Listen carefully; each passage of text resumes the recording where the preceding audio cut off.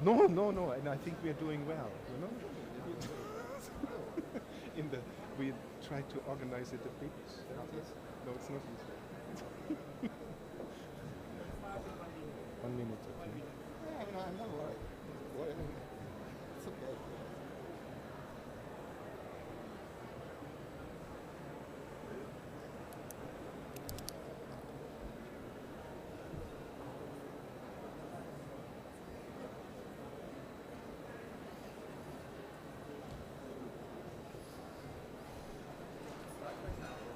No, no, we are waiting for Kuleva.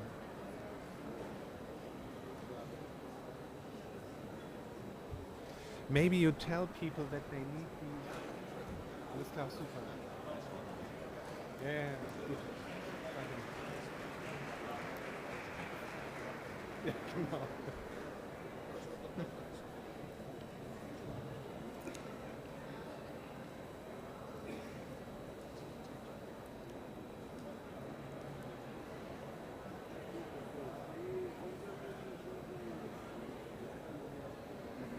Okay.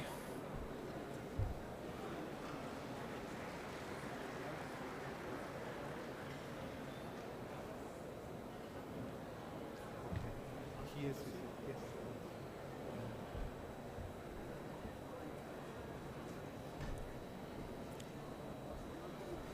Exactly.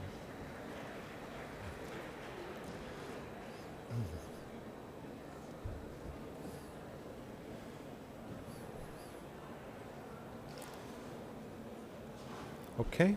Ilya? It's okay? Good. Yeah? Good. Good afternoon and welcome to everyone joining us today here in Rome and in the live streams. I was told that we should all wear these headsets later for the panel discussion, so if somebody does not yet have a headset, please get one. My name is Bastian Feigl and I'm the Program Director of You Lead with Europe, which is a Team Europe initiative implemented by GIZ and funded by the European Union and its member states Germany, Denmark, France, Poland and Slovenia, with an aim to empower Ukrainian municipalities and support decentralization and recovery. It's an honor for me to moderate this panel titled Ukrainian Communities as a Global Symbol of Resilience and Unity, Community Recovery and Development. And I want to extend heartfelt thanks to the governments of Ukraine and of Italy, as well as Team Europe and our international partners, and including also the large number of representatives from municipalities, from Ukraine and all over the world, who came here to Rome for making this powerful gathering possible. Today we also follow up on the intensive discussion that were held at URC 2024, when there was the first strong emphasis on the local dimension of Ukraine's recovery, and it also relates to important goals such as the Berlin call to action to substantially increase the number of municipal partnerships with Ukrainian Hromadas, and it is a good moment to see how far we have come in this regard and what needs to happen to further progress. The goal of this session, which we will start with 3 keynote speeches followed by a panel discussion with 7 high-level speakers, is to show how the strategic vision and the corresponding tools and actions of the Ukrainian government and its international partners to empower the subnational level and especially municipalities in the recovery process. And we will now start with the keynote speeches by the governments of Italy and Ukraine, followed by the European Commission. And now I'm very honored to call on stage Roberto Calderoli, Minister for Regional Affairs and Autonomies of Italy. Mr. Minister, please come up.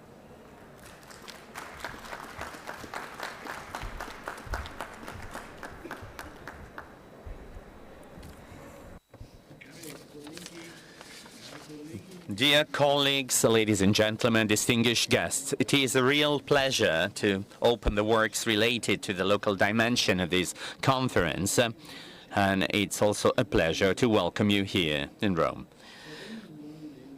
Reading the different names of the speakers and the participants in this opening panel devoted to the role played by regions and territorial entities, it is apparent that it is a parterre of distinguished participants and speakers whose contribution to the debate will be essential in order to define the set of the works we are going to do today and tomorrow, and to outline in the best possible perspective what the contribution of the regional authorities for the future of Ukraine will be and will have to be. This morning, Presidents Meloni and Zelensky and the President of the European Commission, Ursula von der Leyen, already outlined with clarity the objectives and the inspirations that brought us here today. So I will not dwell on what has already been illustrated quite well, but I would like to underline in a firm way that the acknowledgement by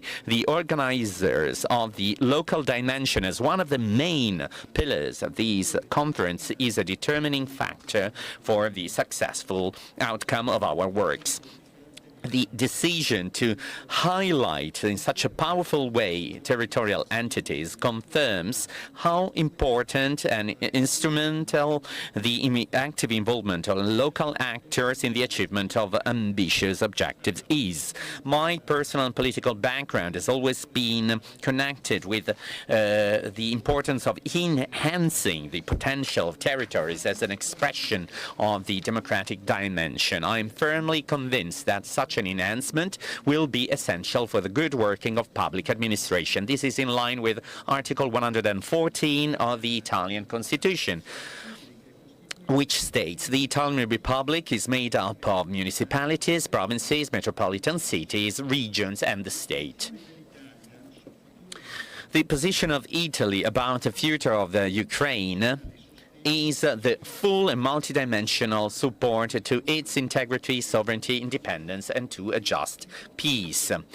As far as this topic is concerned, I would like to be extremely clear by saying that it is not up to me to suggest specific institutional models or territorial models, as these choices relate to the full domestic sovereignty of each country. So I won't be talking about institutional approaches, but I will be focusing on the irreplaceable role of the regions and of other territorial entities. These entities, thanks to their proximity, the higher proximity to citizens and to companies, as against to the central state, are an irreplaceable instrument and tool to channel human and economical energies. In synergy with the action of central authorities, they foster the economic and social growth, and in the specific case of Ukraine, they can contribute in a decisive way to its recovery.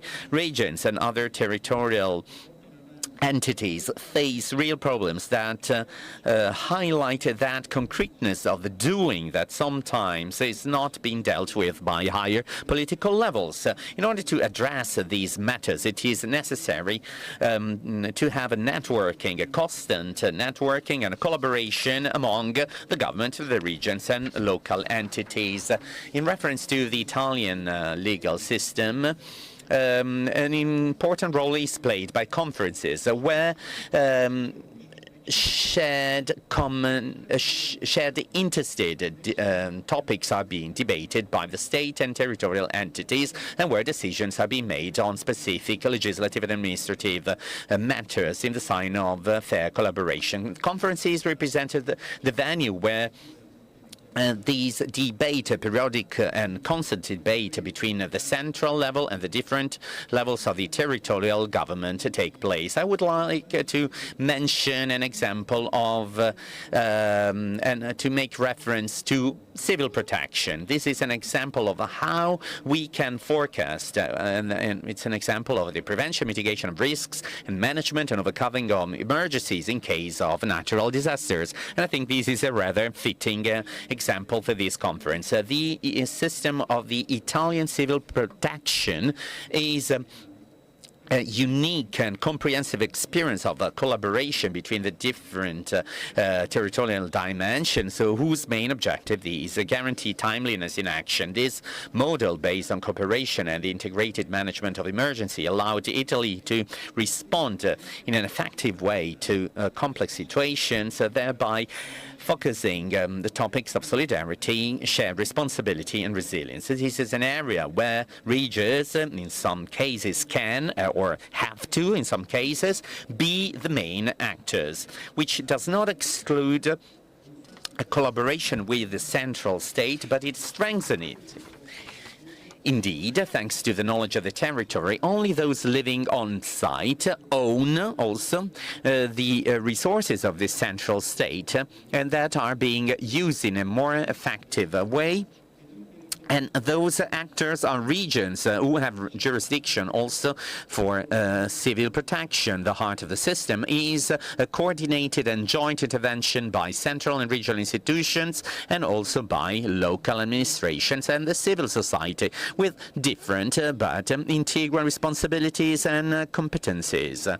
And I would like to say hi here to President Cirio, who's here with us today, but also my colleague Raffaele Fitto is here, and I remember when he was president of the Puglia region and when he was also a colleague of mine in charge of the portfolio of institutional affairs. I'm also thinking about a memorandum, the memorandum signed by the Lombardy region with the Oblast of Zaporizhia when, with the Minister for Regional, as a Minister for Regional Affairs, I authorized this memorandum, this agreement, in whose preamble we said that we needed to consider the reconstruction and reinforcements of infrastructures destroyed in the territory.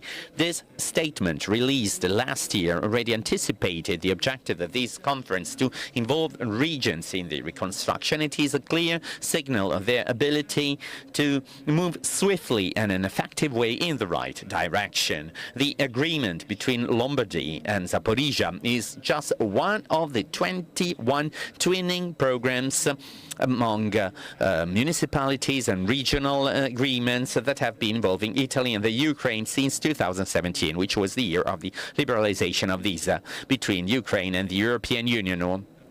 Except for the agreement between Padova and Kherson, going back to 2017, all the others came after the Russian invasion. Out of these 20 agreements, 14 have already been signed, and one of the last ones was the agreement, the memorandum between Friuli Venezia Giulia and the Oblast of Odessa, signed yesterday, and 6 others will be signed over the next few days. This is an unmistakable signal of the deep proximity and closeness we feel towards the Ukrainian people. And it's a pleasure for me to highlight that the first twinning program following the invasion was signed by my own city, Bergamo, which in 2022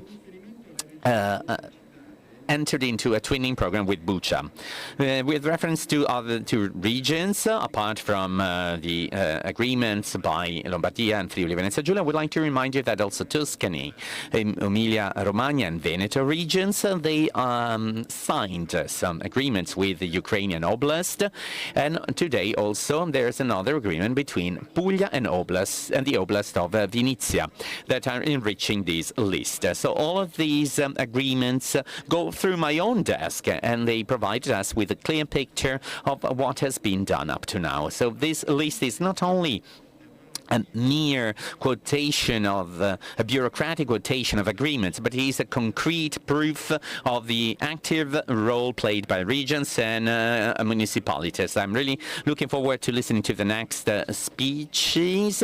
Let's start the debate. I want to reassure you that my own department will continue to work with regions and other territorial entities to help the recovery of your beautiful country, which I hope that in the future I'll be able to visit. And I would like to finalize my speech by expressing my sincere wish, that is to say, these results from the fact that these conferences taking place at the Cloud by Fuxas, and I hope that out of these cloud, a clear sky will emerge for Ukraine and for the peoples all over the world. Thank you very much.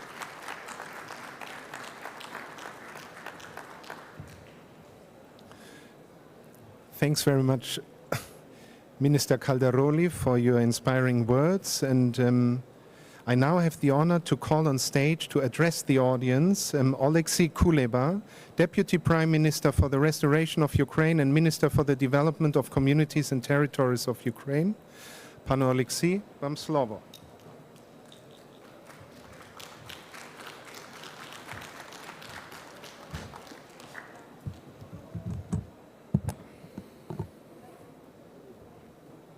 Шановні колеги, Dear colleagues, Your Excellencies, Ministers, dear High Commissioners, dear representatives of civil society, business, dear participants, my warmest greetings to all of you, dear participants of this wonderful and amazing forum, and I'm grateful to each one of you for your presence here, because your presence is already a great contribution to the recovery of Ukraine.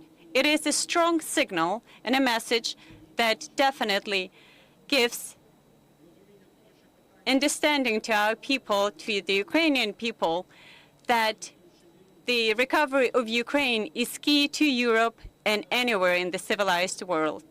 It is one of the strongest messages that, in fact, we can send to the Ukrainian people today when they find themselves daily under shelling. Instead of the 1,000 words that I would like to share with you, what I would like to do probably is just to make our discussion and dialogue a little bit more interactive and alive. So I would like to show you a video that, in fact, reflects our daily life. Its fourth year.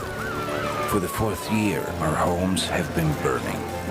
For the fourth year, we go to sleep not knowing if we'll wake up again. For the fourth year, we save one another.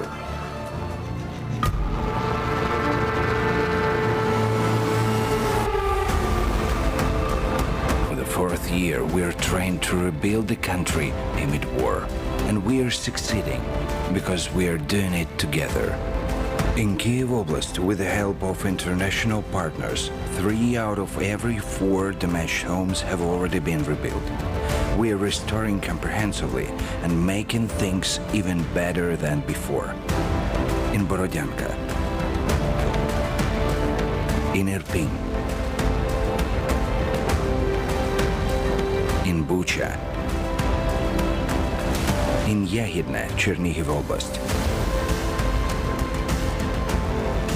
in Posad Pokrovske, Kherson Oblast,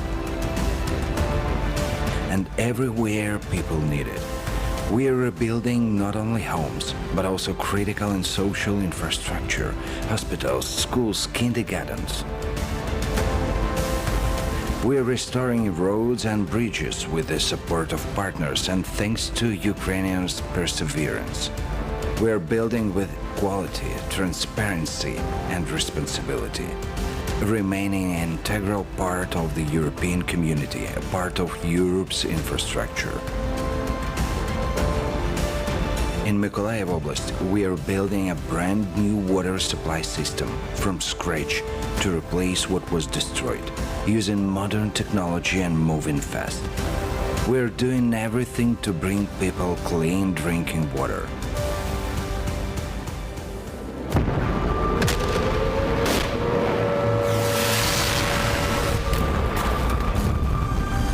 Ukraine's ports have endured.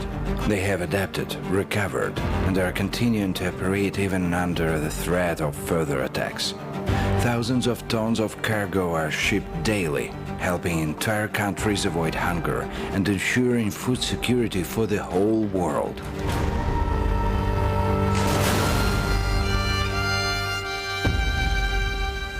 Transport is not just about logistics, it's about resilience. We repair damaged railway tracks and build new modern lines. We evacuate people from frontline areas, from under shelling. We bring families home, and our trains continue to arrive on time.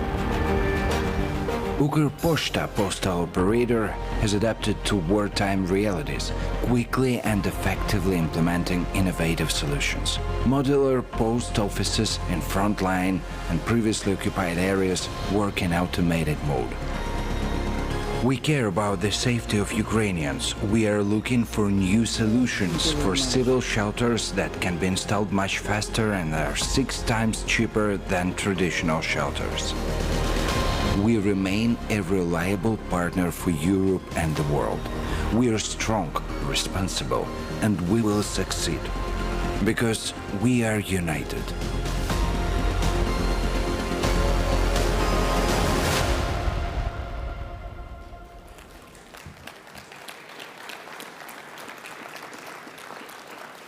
Шановні Dear partners, dear ministers, dear European commissioners, it is indeed all of this has been done thanks to you. So all of the applause go to you. And of course, it is also thanks to the people of Ukraine. It is thanks to them that, in fact, we can also carry out the recovery despite of all of the full-scale combat actions. And we do appreciate this. We are grateful for every day that we get to live and that we can to spend restoring Ukraine rather than fighting. I also would like to say, when filming this film in the Odessa port, our filming crew, when it was doing the film, literally within 10 minutes, they managed to cover the shot. And then as soon as they left, there was a shelling, and 2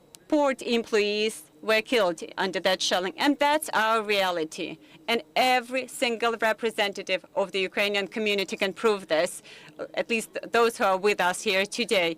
So just a few important moments for today. So we say that over 300,000 sites and facilities and various objects have been damaged or destroyed. And they have also, and that number keeps on growing daily. 2,000 multi-storied buildings have been destroyed completely. We also talk here about over 1,000 kilometers of roads that have been destroyed. And what's important, it's not just the numbers, it's the destinies, it's the fates, it's the families. We here talk about 200,000 homes. They have either been destroyed or damaged. So these are our numbers that we keep count of them today, daily. On the other hand, so we talk about over 3.5 years of the full-scale invasion. And what we see is that our united efforts allow us to demonstrate some implemented project. Here we talk about hundreds, thousands of various reimbursements to our people for their damaged or destroyed housing. This is what people have already received. We can also show you the fact that when we look, for example, at the Kyiv region, and that's the region that was occupied and deoccupied, was the first one to be occupied and then deoccupied. So all of the 3,000 facilities that were damaged, we managed to rebuild 75%. And this is very important to understand because that allows you to see the context of our realities and the daily reconstruction. So when we look at the political aspect of the rebuilding, so when I talk about the 300,000 sites that have been destroyed, 70% of them are in the front line. So here we talk about the communities along the front lines. They have either been destroyed or severely affected, and their infrastructure has been severely damaged. This means that the recovery of Ukraine has to happen all over Ukraine, but it's different depending on the region. And we have to create those special conditions for those regions that have been affected the most, because their conditions are drastically different from some other regions in Ukraine. And we have to make this recovery just. And again, when we talk about business, because of course we talk about this a lot, and we do need to engage business to restore and recover Ukraine, but we also have to understand then we look at the business along the front line.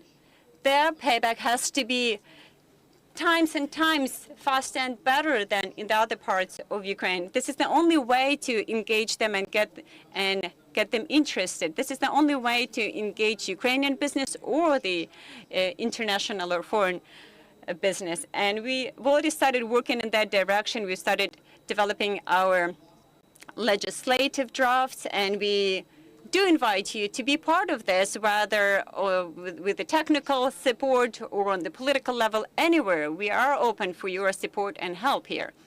I also would like to say that our ministry has a very clear and yet simple vision. In addition to what you've already heard, we also work towards creating institutional capacity for Ukraine's recovery. What we need is the very specific expert capacity that, despite of the fact how things develop for Ukraine, that we would have this institution that would be an expert with regard to the recovery. And we already have some good examples. For example, we have a really nice infrastructure project in the city of Mykolaiv. They haven't had potable water for nearly 3 years because of the shelling committed by the Russian terrorists. And finally, now we are coming to the end of the implementation of the very large water supply system from Odessa to Mykolaiv.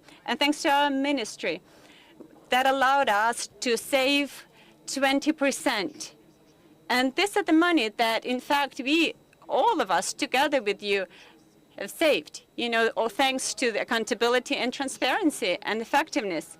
And then we also will move on with other projects in the south of Ukraine, which would allow us to supply potable water to over 50,000 people who live either in the Mykolaiv region or in other parts of the south of Ukraine. And we have very many examples like that. So in fact, if you pay a little bit more attention to how we work and what we do in our communities, you'll see that our communities are open and ready for recovery.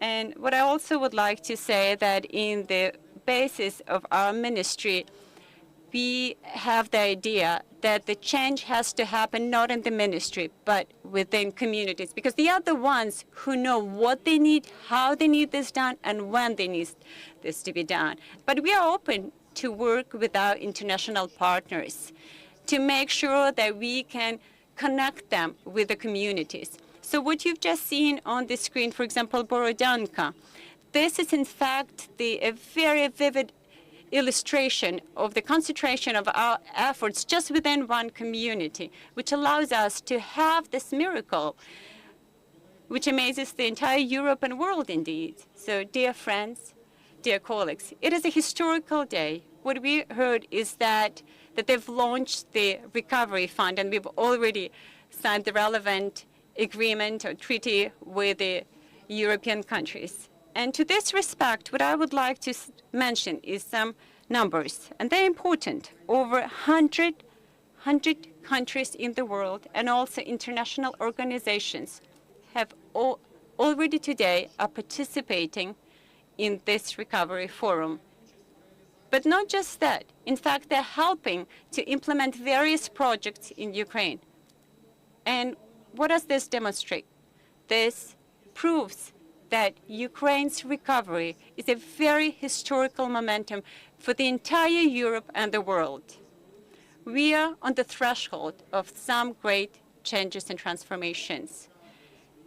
And what Ukraine does is, in fact, it demonstrates that we are open. We are open for recovery. We are open for development. We have already heard by Mr. Merz, German Chancellor, and also it's always said by our President Zelensky, we will never give up. We are very much grateful to each one of you for your support. Slava Ukraini, glory to Ukraine.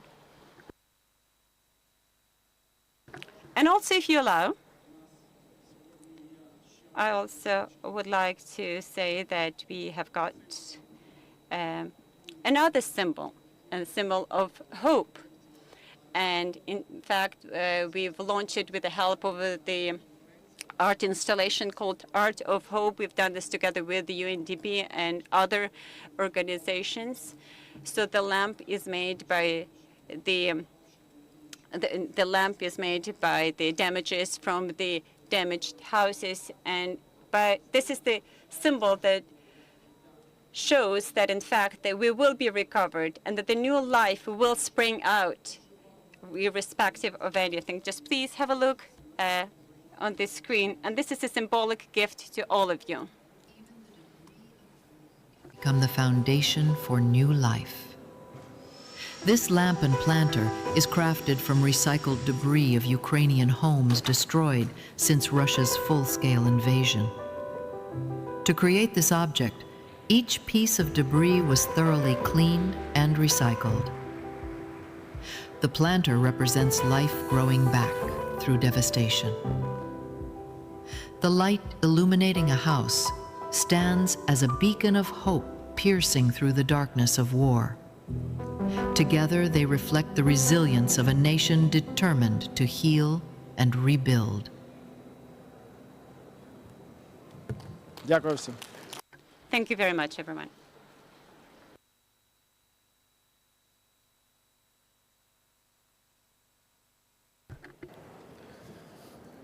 Thank you very much, Vice Prime Minister Kuleba, for your words. And now I will pass the floor to Raffaele Fitto, Executive Vice President of the European Commission for Cohesion and Reforms. Mr. Vice President, the floor is yours. Thank you. Dear Deputy Prime Minister Kuleba, dear Minister Calderoli, dear President Tutto, dear leaders and representatives of regional and local communities, dear speakers. I am honored to be with you for this annual Ukraine Recovery Conference in my home country. I am particularly pleased to address the regional and local dimension. I would like to start by expressing my full support to Ukraine, Ukraine's regions and communities and the Ukrainian people. Ukrainian communities have inspired Europe and indeed the world. In the face of unprovoked aggression, you continue to deliver essential services. And you continue to show the resourcefulness and resilience of democracy and our European way of life. And we recognize your resilience. It is crucial for resistance today, but it is also crucial for reconstruction tomorrow. Since I started in my role as Executive Vice President, I have traveled to European regions, spoken with the local communities, and met with the national ministers responsible for cohesion and reforms. I am proud that I also had the opportunity to visit Ukraine. It is important to listen, have a dialogue, and see the challenges and opportunities with your own eyes. I'm encouraged to Ukraine's high pace of reforms, including close partnership with the local and the regional authorities, as well as civil society. Local and regional authorities are key players in our European project and key players in cohesion policy. I therefore encourage you to continue on the path of decentralization reforms, building the capacity of local authorities. And in this spirit, we continue to work with our Ukrainian partners on accessions to the EU. This is a historic opportunity for all of us. 70% of EU legislation is implemented at the local and the regional level. This means that enlargement will only succeed with local and regional actors who are active, engaged, and empowered. Any candidate country must fully involve subnational authorities in its accession track, and the EU will not walk this path alone. Because we in the European Union have not wavered and will not waver in our support for Ukraine, and this support extends to every municipality. This is why the Ukrainian facility supports local authorities in each of its 3 pillars. This is why Ukraine is fully integrated in 7 different Interreg cooperation programs. with a total of 1.2 billion euros supporting economic, social and territorial cohesion and integration. And this is why we are here today discussing local communities and their role in recovery and development. By directly channeling aid to municipalities and local governments, we are empowering them to manage and implement reconstruction projects. And this will be crucial in the years ahead. I'm proud to report of concrete deliverables from Interreg cooperation programs. The Poland-Ukraine cross-border program is already investing 30 million euros in environmental protection, health and water management. By the end of 2025, we expect to sign off on additional projects worth 53 million euro for road and rail infrastructure, reconstruction and modernization. We are investing in the capacity of Ukrainian cities and municipalities to deliver projects. The Arbact 4 program for exchange of good practice was this year opened for the first time of Ukraine. We also plan to launch a dedicated capacity building initiative for Ukrainian cities. The launch is planned for the end of this year. We are also investing 2 million euro in cooperation between the border regions of Ukraine and Moldova. This will enable local and regional authorities and the civil society to implement joint projects. And our support goes far beyond cross-border cooperation. Through the midterm review of cohesion policy, we are also proposing to direct more resources towards the EU regions bordering Ukraine. And we are providing assistance to sectors such as defense, dual-use technologies, and resilient infrastructure. Furthermore, 2 weeks ago, I announced a new pact for the EU's eastern border regions. This pact, which I want to finalize by the end of this year, will serve as a roadmap. I will address the specific challenges of eastern border regions, offering a clear vision for their support, providing solutions which fit their specific needs. So cohesion policy is doing and will continue to do its part to support Ukraine. And we are prepared to continue this support, to bring Ukraine and its cities and municipalities back where you belong, at the heart of our European family. I look forward to our discussion, and I'm sure that it will be possible to continue our work in this direction. Thank you very much.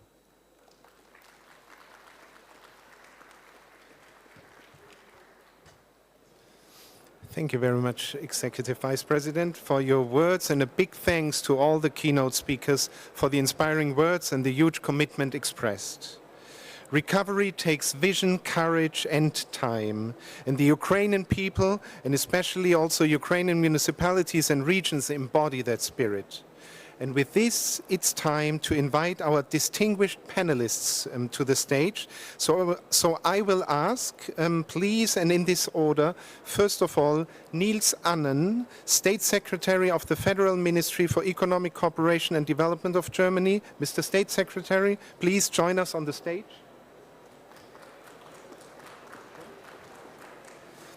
Next, I will ask Elsebeth Søndergaard Krone, State Secretary of Development Policy, Denmark. Please have a seat. Then Kata Tytto, President of the European Committee of the Regions. Please join us. And next, I will ask Mark Kohls, President of the Congress of Local and Regional Authorities of the Council of Europe. And it's a pleasure to ask Alberto Cirio, President of the Piedmont region. A warm welcome. Next, and your presence here reminds us of the price and power of steadfast leadership, Regina Hrachenko, Secretary of the City Council of Zaporizhia. Please join us on the stage. And finally, I don't know, is Mr. Monticello not yet with us? Okay, good.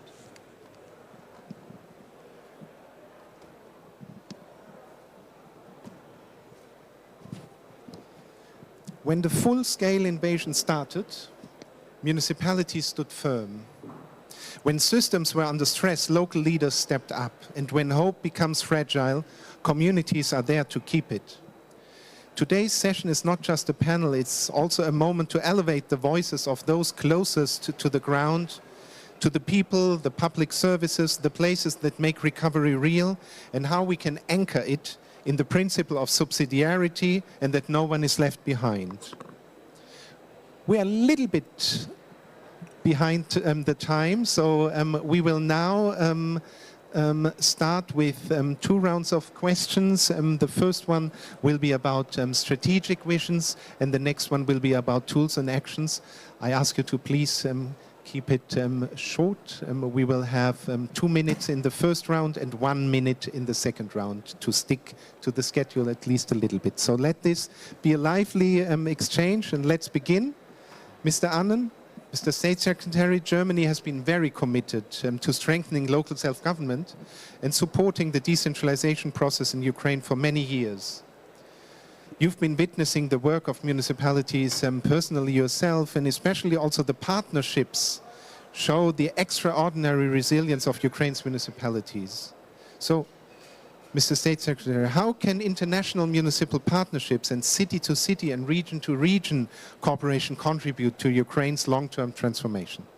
Well, thank you very much. It's great to be here with our friends and colleagues. I'm grateful for the question because, and also grateful that you alluded to the fact that Germany has been working with the regional and local level before the war started. With partners including the European Union and others here present. I believe that the strategy has shown how important that network and that work really was.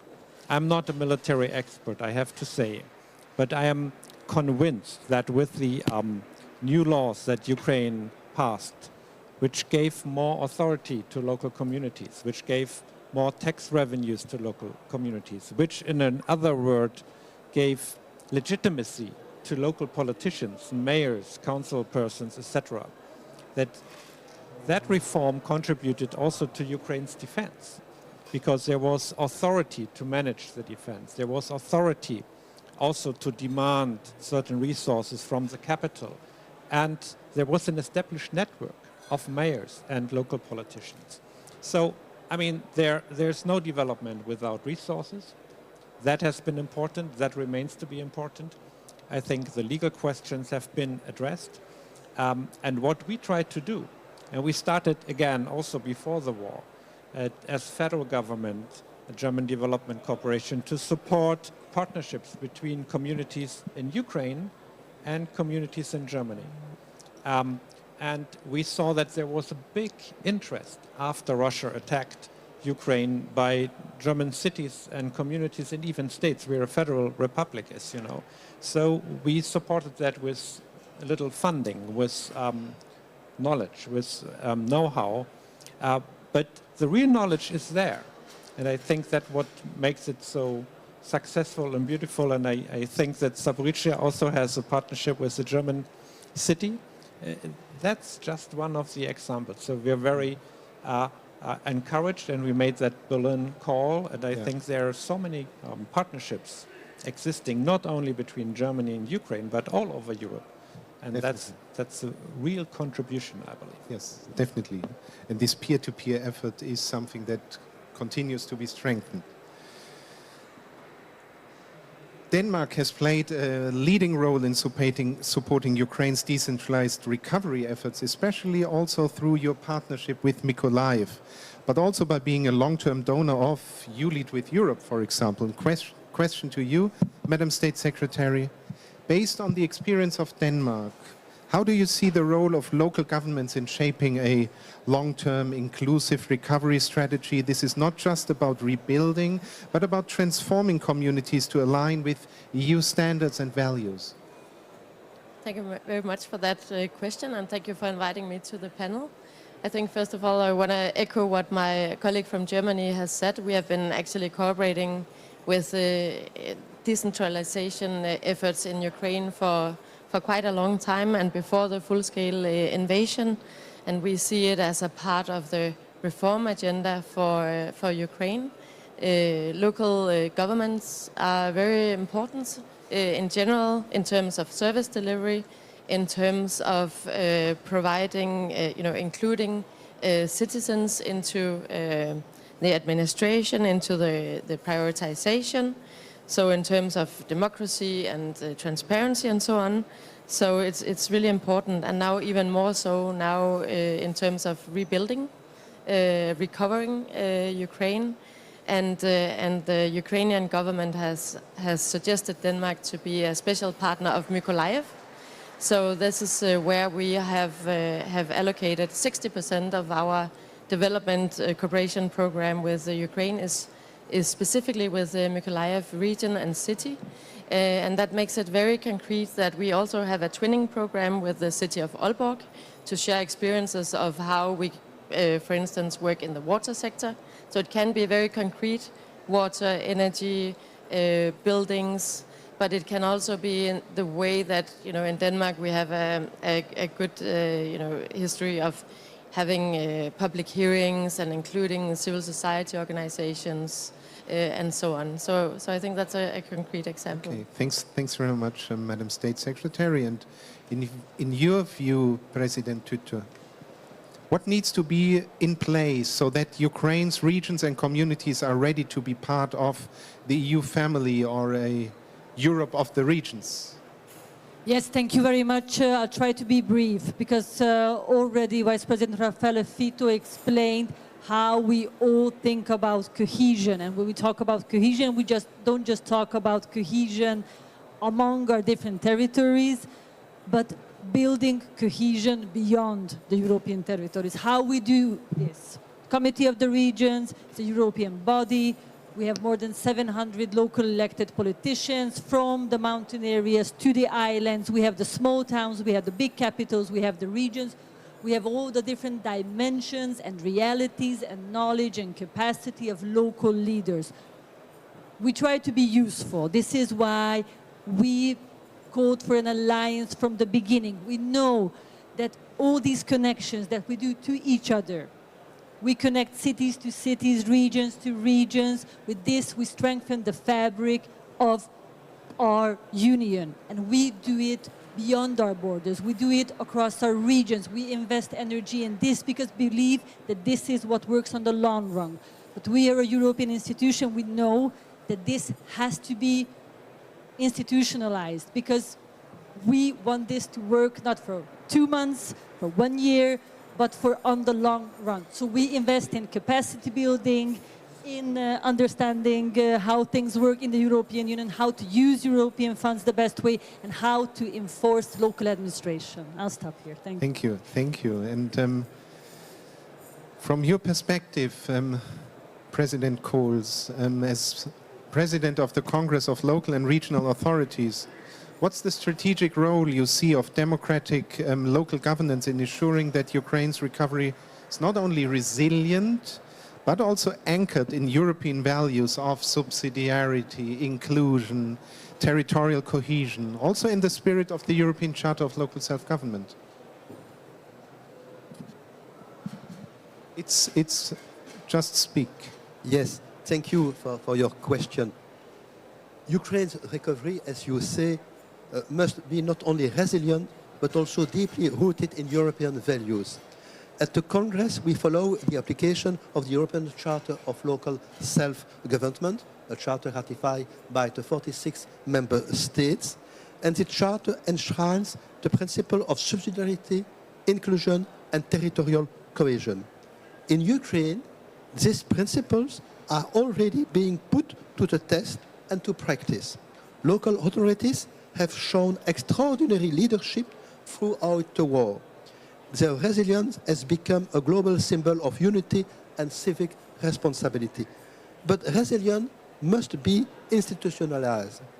Strategic recovery demands a governance model where local authorities are not merely service providers, but co-architects of policy and reconstruction. Subsidiarity means that decisions should be taken as closely as possible to the citizen they affect. And I followed the speech of Mr. Kuleba today, and it was very clear for him and for the Ukrainian government, local communities are very important. Territorial cohesion is vital. Reconstruction should not deepen regional disparities, but instead build a more balanced, inclusive territorial development. And to ensure this, we must embed the Charter's value in every reconstruction law, every decentralization reform, and every funding mechanism. Local democracy must to be set-aligned in time of crisis. It must be strengthened. And to finish, I will add this. Ukraine recovery is not just about rebuilding cities. We have seen the pictures, but about reaffirming a democratic European identity.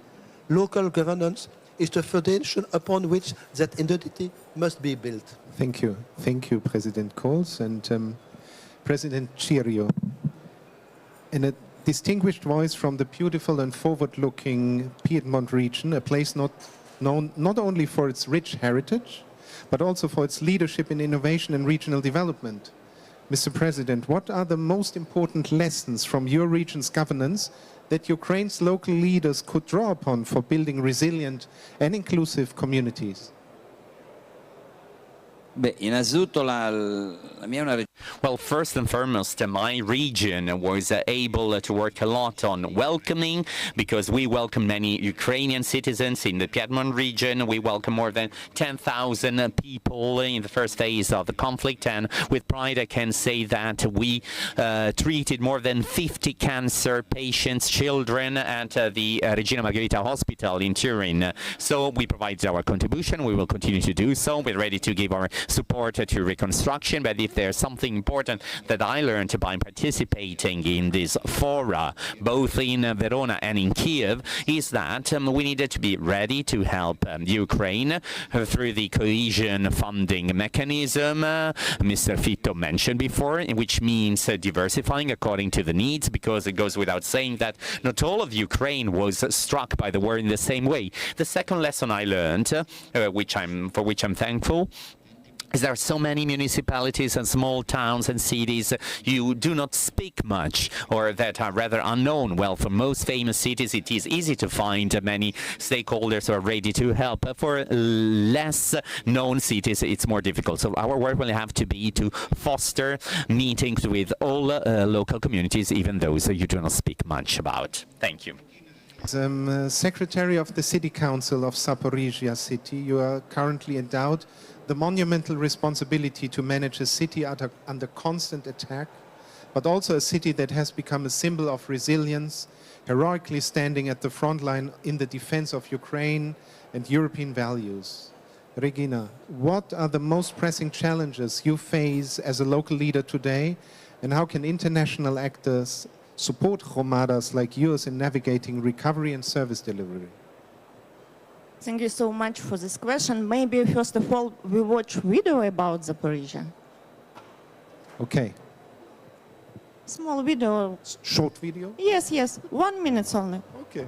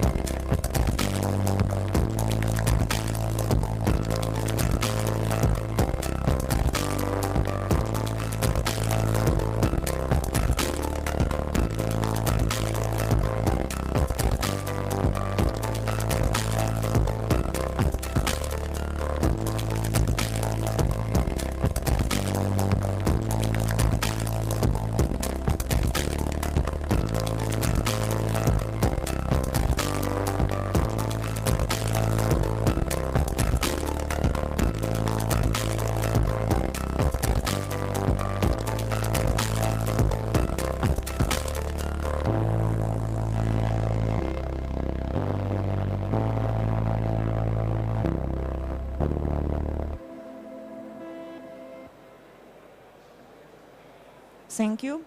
Thank you. Перш за все, Okay, so first of all, what I would like to say is that, of course, I'm very much grateful for inviting me to be part of this distinguished panel. Zaporizhzhia is only 30 kilometers from the active combat actions, and 100,000 people live still in Zaporizhzhia, in 700,000 people. And in the very first days of the full-scale invasion, they resolved to remain in Zaporizhzhia and to defend and to love Zaporizhzhia. And also I would like to thank the armed forces of Ukraine because, of course, when we speak about the municipality and the local authorities, most important for them is security because, of course, the terror that we experience every single night is unspeakable. We follow the social medias and we just following the airstrikes, and indeed, people are still awake at night, but in the morning they have to go to work.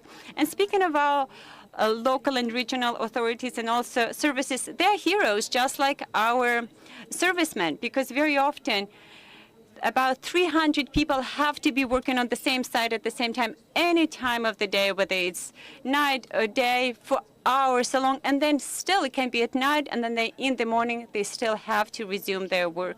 So definitely, Zaporizhzhia has proved that this is the city of people of steel. Welcome also to this panel, the Governor of the Council of Europe Development Bank. Would be great to follow up on this point. And the question to you is, what financing instruments can help municipalities access the capital needed for long-term, equitable and strategic local investments? The floor is yours. Thank you so much. Apologies. It works. Yes, okay. Apologies for the delay. I was in another panel. It's an honor and a pleasure to be here with you because if I may, I want to just start with a point of a general nature, namely that all intervention, all the supply that is done to support Ukraine is local. And what I mean is that at the end of the day, the effectiveness of the success of the intervention that we as international community, we as multilateral development bank, the effectiveness depends on a close collaboration on people on the ground, and of course local administrators are absolutely key. Now you give a direct question regarding the financing, but I first want to make the point that sometimes again the necessary intervention need not be necessarily financed with the local authorities just borrowing directly, because sometimes they just do not have the credit worthiness to do that. Sometimes there are not the right financial instruments available. So the point that once again I want to make is that it is important a partnership with the borrower at the national level to implement. In terms of financial instrument directly, one key issue stands really out from all the rest, which is the capability of lending for international partners in local currency. And this is indeed a very tricky question, which is being addressed in general by multilateral development banks, because this is an issue that regards Ukraine, but really extends across the board. Thanks very much, Mr. Monticelli. And with this overview, and thanks very much for the panelists for this strategic vision, we now turn into a very quick second round of our discussion about the tools and the action. And I would start with you, Mr. State Secretary. Looking forward, which tools, financing mechanisms, reforms are needed, in your opinion, to empower local governments and communities as agents of a sustainable recovery and to address the territorial inequalities? Keep it short, please. This is Thank you. difficult to answer short, Yes. but I try. The first point is I don't want to repeat what I said before, but without the local communities, reconstruction will not be possible. Yeah. Without empowered local communities, also EU accession will be close to impossible because you need the implementation capabilities of the local communities. And I think that is very clear. So thinking about the European perspective means to enable local communities. I want to add one point because we are among friends here. And I just want to say that I understand that if a country is attacked, the reaction is to centralize power, to centralize decision making. I'm not at all criticizing what is happening, but my wish is to understand that, and our Chancellor mentioned that in his speech today, that without giving local communities and local bodies, democratically elected bodies, their place in a society and in a state, it will be very difficult. So I hope that the reforms will stay intact in spite of everything that we saw in attacking Ukraine's sovereignty. Yeah, thanks very much for amplifying this fundamental point. And from your experience, Madam State Secretary, building on Denmark's partnership with Mykolaiv, what forms of support or cooperation do you consider most effective in enabling Ukrainian municipalities to drive the process? Thank you. I think actually that question should be posed to the mayor of Mykolaiv, whom I'll be meeting very shortly in the stand downstairs, because it's really important that it's being, what we do together is being driven by Mykolaiv, by the local government and the local authorities. So at least one approach that is really important for us is that there is local ownership and it's demand driven. But so that's one part, that's on the approach. But I think in order, the question about what should we be doing, I think we need to do very many things. So we have to work with the private sector to create jobs. Of course, there are buildings that need to be repaired. We need to work with the civil society as well. And sometimes it could be sector approach, for instance, in water and energy and so on. Yeah. And of course, there could also be concrete donations to prepare Mykolaiv for the winter. Yes. Because there are not enough windows and so on. Yes. So, but it has to be demand driven. So it's something that we have a very close dialogue with the Ukrainian authorities about. It's very important. Thank you. Thank you. And turning to you, President Tütto. The Committee of the Regions has been at the forefront in shaping the agenda of local recovery in Ukraine. And what are your current initiatives to promote Ukraine's recovery? And what more can be done? There's always a lot of things more that can be done, but yes. What did we do? I mean, because we want to do things that stay. So we established this alliance. This is an alliance between the associations of cities. So it covers a lot of cities from both parts. It's very important. We have a working group which stays. We have the chair of the working group with us, Antje. It's really great that she's here. We are doing capacity building. We're trying to help with building administrative capacity. We are running studies to understand the concrete needs. Also, we are calling and shaping European Commission and European investment politics, partly to be centralized. Also, that the local and regional level should be involved and in what way should be involved, and also for a one-stop shop to connect all that is needed. Yes, thank you very much. President Kohls, what practical tools can the Council of Europe offer to strengthen Ukrainian municipalities?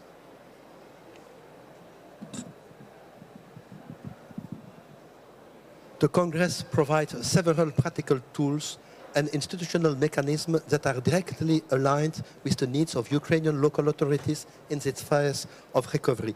First, the Congress post-monitoring dialogue with Ukraine has created an open channel for assessing local self-government reforms and ensuring that they align with European standards.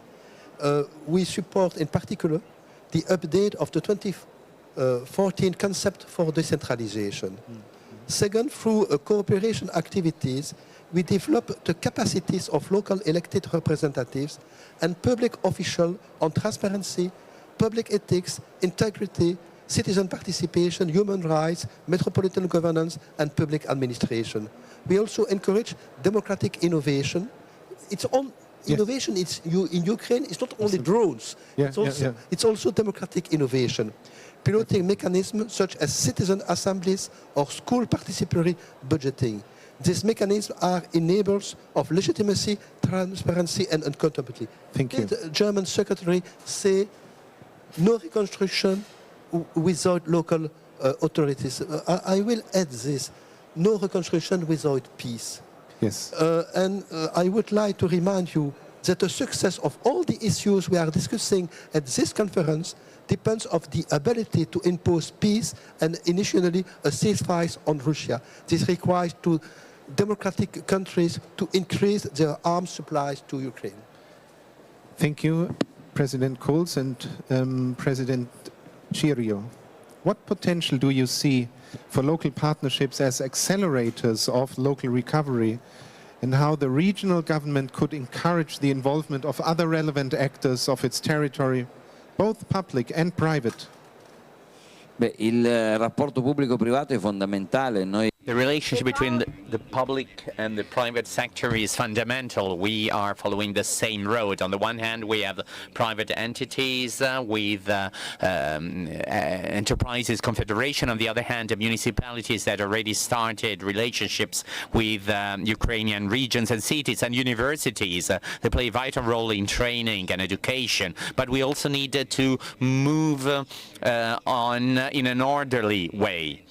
And I think that this is something that could stem from this dialogue, and we need Ukrainian authorities to collaborate with us in a clear way so that we always know with whom we need to talk to, so that we do not duplicate efforts and forget some aspects. Thank you. And Ms. Kharchenko, how does this perspective look from the viewpoint of a Ukrainian frontline city? What are your current priorities to keep your city strong and resilient? In the first place, let me say that despite our location, Zaporizhzhia is the city which is the #1 city in the European Transparency International ranking. We managed to go up 28% in 2024, because we understand how critical it is today to build the trust for local self-government bodies. It is important both for the citizens who live in these complicated conditions. It is important for the central authorities and for the partners. In 2024, Zaporizhzhia managed to attract 1 billion Ukrainian hryvnia of international assistance. We have been talking so much that there is no little help. Each support, each help is important. It may save somebody's life, maybe build a house for a family who lost all hope and wanted to leave. So we have 249 projects in the dream. I have so many business cards. If you're interested, we are ready for cooperation. Approach me. And we also would like to express the gratitude to all the international organizations and institutions who do not lose trust in us. And the tools available to your organization. When you're able to support local level, which specific sectors the Council of Europe Development Bank would focus the most? Well, we are the only multilateral development bank in the world which has as only mandate the support of social investment. And schools, hospital and social housing, our key sectors of intervention. And in these sectors, the collaboration that I was referring to in general terms with local authority is even more important. And there are 3 points that I'm really keen to stress. The first one is the importance of having the local authorities setting the priorities. At the end of the day, they are in the best position to assess the needs. The second point is really to try and have as much possible as a holistic, integrated approach. And the third one is regarding specifically the issue of mental health that is particularly relevant in this moment for Ukraine, for obvious reason. And there, especially as regards children, there again is one of our focus and priorities. Thanks very much, dear panelists. And our time together is drawing to a close. To our panelists, grazie di cuore for your sharp, grounded and inspiring insights and your reconfirming your political leadership in this dimension. You didn't just inform us, you challenged us, you reminded us that Ukrainian municipalities are not side players in recovery, they are the beating heart of it. So, as we move forward into the broader discussions of URC 2025, I encourage you all, let's carry forward the voices of those working day after day in municipalities across Ukraine side by side with their European and international partners. And let's ensure they have not only a seat at the table, but the tools, trust and resources to lead. Sure, Rome wasn't built in a day, but it's time to roll up our sleeves and move forward together. Thank you for your commitment. And now I look forward to the further discussions and thank you very much for your participation in this panel and this session. Thanks very much.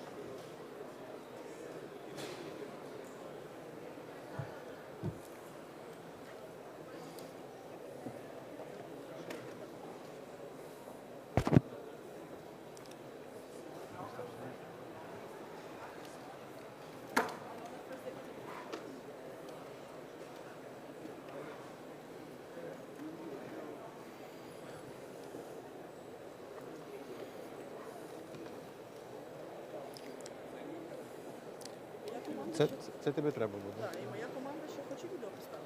Ну так пусть напишете, да. Ну, якщо у них є доступ, да, ти можеш ставити відео, да. Скажеш. Ти казав, що ти будеш казати відео, але це недовго. Да, і так пусть награє, да. Good afternoon. Dear colleagues, let's start our panel.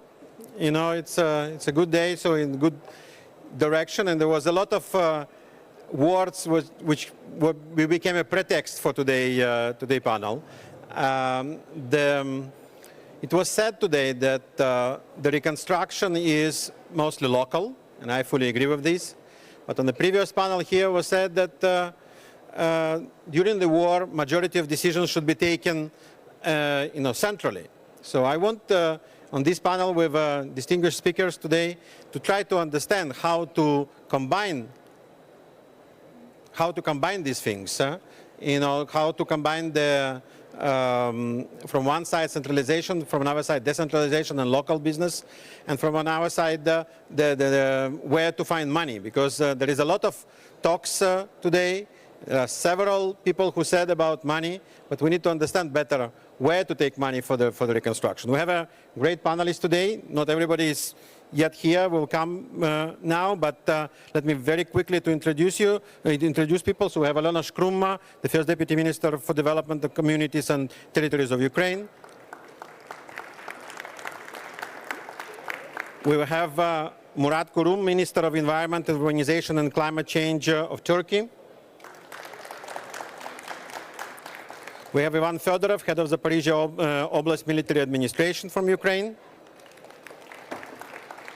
We have Raffaele Catania, Undersecretary for International Relations in Lombardy region. We have Marco Marsilio, President of the Abruzzo region.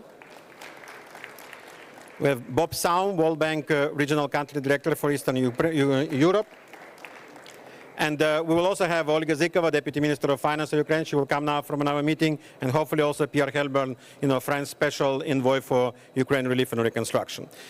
I want to try to experiment. I don't know if it's a good way to do it in a short panel as we have today, because I'm definitely the least knowledgeable person in this group.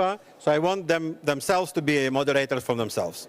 And the idea is that we'll try to put people more or less in groups. Well, we have nine speakers for a little bit more than 1 hour. And these groups, we will have 2 rounds. One will be more on national level. The second one will be more on the regional level, and we'll try to connect it. And the idea is to make the panel as much as possible practical, and to understand how to, from one side, coordinate this, from another side, to find money. And I would ask Alona Shkrum, to say, what are your priorities now on the central level? As we discussed, there is a policies. There is a lot of things done in Ukraine, on the public investment management, on PPP. What is the strategy of your ministry now for the recovery? Thank you so much. Thank you so much, Vlad. Dear colleagues, dear minister, dear presidents of the regions, thank you so much. Honored colleagues from the IFIs, from the banks and investors and businesses. It's an honor to speak to you today. And Vlad, you are not making it very easy because your question is difficult to answer shortly, but I will try. Well, we as a ministry of very hard projects of recovery, of reconstruction. We are responsible for the cities, for the roads, for the bridges, for the ports, for the railway, for the aviation and airports, which are not working right now, for the maritime transport. So we are responsible for a lot of things. And most of this critical and social infrastructure, Russia is hitting very hard and destroying when they try to basically tell us that it would be impossible to recover it. So today, why this conference is different for us, this recovery conference in Rome? Because we come not only with the challenges, not only with the problems, not only with the questions, and not only with hopes and ideas and plans, but we come with concrete results. And this is something quite amazing, because with your help, with the help of Turkey, with the help of Italy, with the help of European countries, with the help of European Commission, with the help of all other countries, partners from all around the world, with the help of the banks and with the help of business, only all together, we were able to already show the results of reconstruction, not just resilience, not just an enormous enormous resilience from the population who are suffering every night through the bombs and sirens, and it was very bad this night, but also reconstruction results. So our minister talked today about that we came with already pictures before and after and videos of how we reconstructed all together with you more than 75% of everything destroyed in the Kiev region. And Kiev region was under occupation. There was more than 30,000 objects destroyed, enormous amount of housing destroyed, roads, schools, kindergartens, and we were able to actually reconstruct 75%. And this is what we can show when we work together with friends, when we have possibilities of money, when we work together. We also have quite amazing results in the railway and in the ports area. And the ports were hit incredibly hard. If you look at the last year, 100 days, the ports were not able to function properly because the sirens were in the ports for 100 days. The people could not work, the people could not be there, the goods could not be transferred, the people were in the shelters, but with 100 days of sirens, we were able to just return to the pre-war level of arranging the goods through the big ports of Odessa. And this is quite amazing. The railway of Ukraine only in the last 6 months was hit more than 1,300 times. People were killed. Everything, every rail was, a lot of rails were destroyed and damaged, and still 95% of Ukrainian trains came on time. And this is not because we were so good, or this is because we had to do that. We were not as efficient before the war. Ukrainians, Ukrainians are people, and we are sometimes very not official in public services. But during the war, we had to get efficient, we had to get better, we had to move faster, we had to reconstruct during the war, and we are one of the few countries in the world who do this reconstruction in times of war.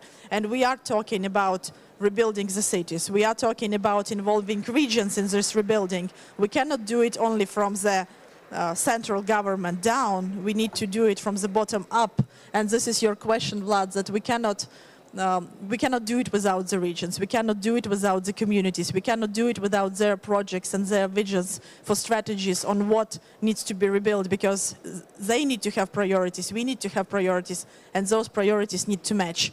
But today, our priorities is to show fast results in recovery, using new technologies, using new green recovery, energy efficiency, and using the example of how we can do it together with communities, talking to the people and involving them in this decision, which is not an easy project ever, but in times of war it gets even more difficult.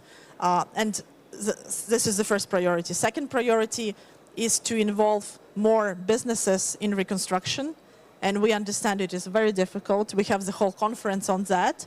We as a ministry propose right now a special conditions for a business that comes and invests in the region, which is the borderline region. And this is very important, because in order for the business to take risks, they need also to gain more profits and more possibilities. And those possibilities are there, even in the regions such as Zaporizhia, which is a very borderline region. The possibilities are incredible. And each region giving the special conditions for investors could go through those possibilities. I will stop here. My question, Vlad, if you want us to go and try to moderate the panel a little bit to the Honorable Minister from Turkey, is you know a lot about urbanism, and you are very knowledgeable on that. I would love any kind of advice on how to rebuild back the cities during the war, but do it in a way that those cities are modern, new, amazing cities where communities and, and people make the decisions, where it's easy to move around, where it's the cities of the future, but not the cities of the Soviet Union that were destroyed. We don't want to rebuild back as it was. We want to rebuild back better, newer, and faster. And Turkey has experience of rebuilding certain regions, of having conditions for investor, of having amazing opportunities for involving tourism. You know how to do it. Do help us in that. Evet, çok teşekkür. Yeah, thank you very much. I will continue my speech in Turkish. First of all, distinguished moderator, my colleagues, panelists, I would like to greet all of you. So for 3.5 years, this war has been ongoing, and it's upsetting for the entire world. In Europe and in the global scale, this war shakes peace and stability. Since day one of this war, Turkey has been an advent supporter in ensuring lasting peace. So we have been very sincere in our efforts to ensure that. And that's why, in terms of diplomatic negotiations, channels, we have supported those.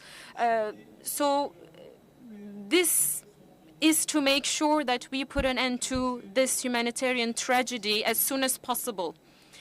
To represent my country, I'm here in this conference, so I'm reaffirming our support in this cause. So under the leadership of President Erdogan, we have been supporting all the efforts in ensuring lasting peace between Russia and Ukraine, and we will continue to offer that support. So to answer your question,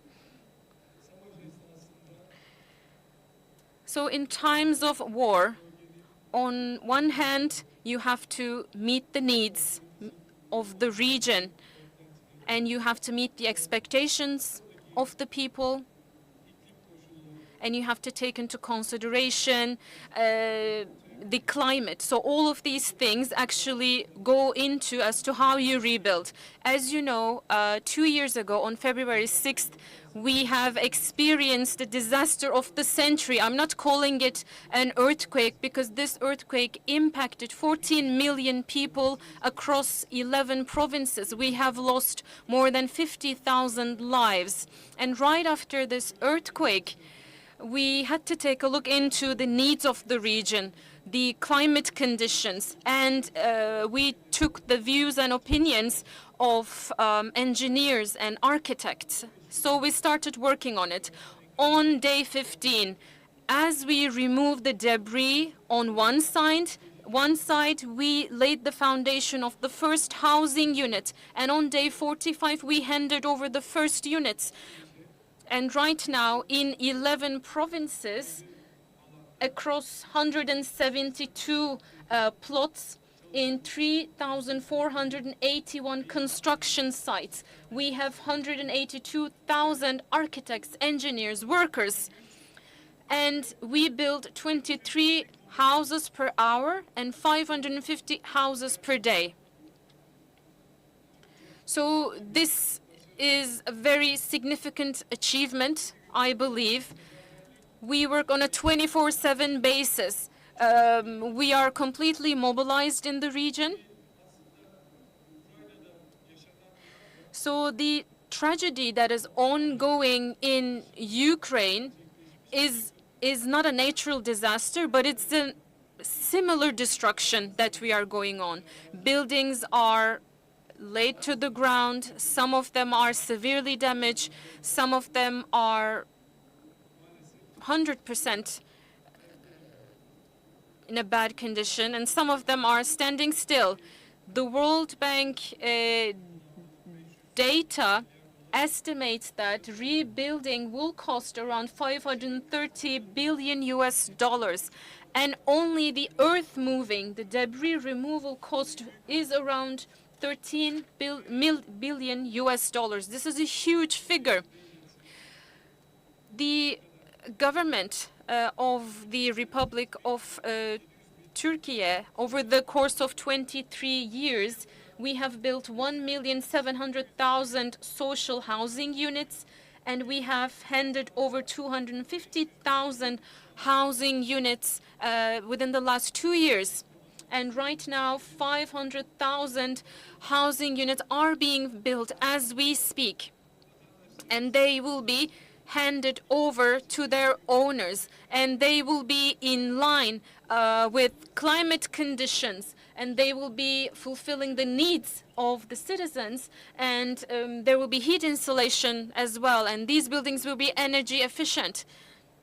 So in that sense,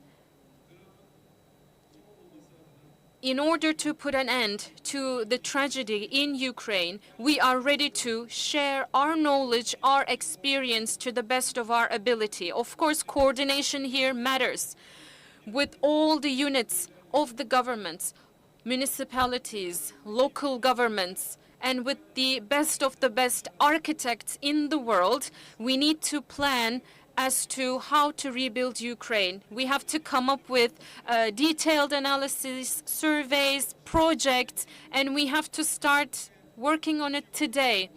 And as Turkey, as I said, we are very much ready to support Ukraine, to share our experiences with our brothers and sisters from Ukraine. So we are right by your side. And by the way, I was very upset to hear the attacks in Kiev last night. And I have listened to our ambassador as to the fear that people have felt yesterday. So I would like to pay my condolences to everyone who have lost their lives in these attacks. I hope, it is really my sincerest hope, that we have peace, lasting peace in our region. This will be for the greater good and security for the region and for the world at large. So, Republic of Turkey is ready to support peace negotiations. We have supported the first 2 rounds of these negotiations, and we are ready to support the 3rd round of peace negotiations as well. The sovereignty, independence, and territorial integrity of Ukraine is very important, and we are ready to support that. And I would like to reiterate once again that we are ready to support you on that note. Thank you. Thank you, Minister. And thank you, Minister, and thanks for your empathy. And I remember the moments of the earthquake also in Turkey, and how we also showed our empathy to you, and you really did a great job. Olga, we discussed about the priorities of the Ministry for Development for regions, but we still need money. We have Ministry of Finance here. How do you see these coming? How to finance the reconstruction? What is your view on that? Thank you, Vlad. I think that this question is never the one to have a proper, broad, and I would say detailed enough answer for. Because once you are dealing with attracting financing for the priorities which are essential on the one hand, on the other hand, which are of huge amount, and actually you cannot afford yourself to use the fiscal scrutiny other than only purely to cover at least what is the minimum needed, then you come up with a situation that you have to rely on your partners. That's the very first formula that we used at the beginning of the war, and I think this is what actually really helped us not only to withstand, but to also keep the whole notion of macroeconomic stability during the wartime. And I think that this case will be eventually one of the textbook samples. When on the one hand, when the war starts, you attract funding simply to survive. But then what we've seen, we have transformed from this stage to the stage of attracting funding, which is tied to the reforms and to the EU integration, so that these are the commitments tied to the funding being received, so that we speak not only about covering the budget needs to keep up the economy and to keep up the necessary payments the government needs to provide and to proceed paying pensions, salaries to healthcare workers, teachers. On the other hand, we need to keep up internally to have enough resources and revenues mobilized to have the defense sector financed. But also we need to work closely and even more creatively with the IFIs and DFIs in terms of how to find the very best use of each and every mandate of these organizations. And I think during this already more than 3-year period, we found out that actually a proper coordination and discipline put on each and every player on the field, not only on the Ukrainian side, but on the side of IFIs and DFIs, makes magic, because we turned to the very new instruments that we already implement. We turned to the hybrid instruments. We are dealing with the projects that some of the IFIs have never done, which includes not only the investment components for the reconstruction purposes, but also the budgetary support. Some of the IFIs have never witnessed the amount and magnitude of the projects they already have now, like the World Bank, for instance, with the Project Peace, where you can actually attract the donors' funding purely to support the budgetary needs. And the amounts now are more than 50 billion attracted throughout the period of war. But then the question is it enough for the state to say that the job is done and we simply need to proceed? No, of course not.